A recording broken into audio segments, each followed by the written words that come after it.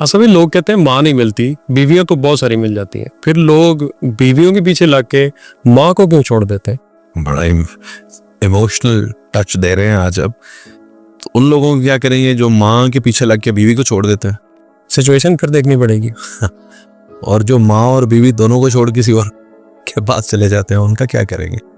माँ तो वाकई माँ होती है, वो दोबारा नहीं मिलती, लेकिन आप इसको बीवी के साथ क्यों मिला रहे हैं? ये इतना सेंटिमेंटल करके, जैसे ये अक्सर होता है शादी के बाद माँ को छोड़ के। दाई भी नहीं मिलेगी, वो भी वायदी होगी जिस माँ मावनत की आपकी पैदाइश में। हॉस्पिटल में अगर आप पैदा हुए वो भी वायदी है। इन सब चीज़ों से लगाव रखें, माँ से भी रखें, ऐसा नहीं है। बड़ा ताज़ीम का रिश्ता है और उसकी शान बयान करनी हो तो हम एक अलग वीडियो में ज़रूर करेंगे। इस वक्त आपका मौजू जो है ना, वो ये रिफ्लेक्ट करता है कि जैसे माँ की ताज़ीम जो है वो इस हद तक करनी चाहिए कि बीवी छूटती है तो छूट जाए, बीवी के पीछे माँ ना छूटे। मैं इतना जानता हूँ कि मुझे ये सही नहीं लगता। नहीं, मैं तो बीवी के पीछे माँ को छोड़ना चाहिए, ना माँ के पीछे बीवी को छोड़ना चाहिए। बीवी कहे भी तो माँ छूट नहीं सकती, माँ कहे भी तो बीवी को छोड़ना नहीं चाहिए। माँ कहे भी तो भी नहीं छोड़ना चाहिए। ना, क्यों छोड़ेंगे? आपकी माँ कहेगी तो आप बीवी को छोड़ देंगे?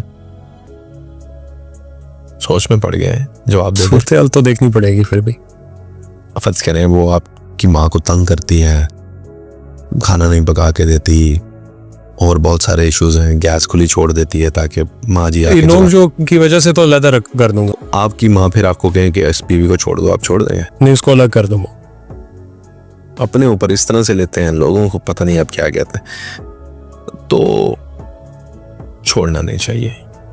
खास करके ये सिचुएशन उन लोगों के साथ बनती है जो परदेश में होता है जी, और उनके माँ बाप के पास पीछे उनकी बीवी होती है। बिल्कुल। तो सरासर रॉन्ग इन्फॉर्मेशन। देखिए, माँ बाप भी हमारे, बहन भाई भी, हमारी बीवी भी, हम खुद भी इंसान है।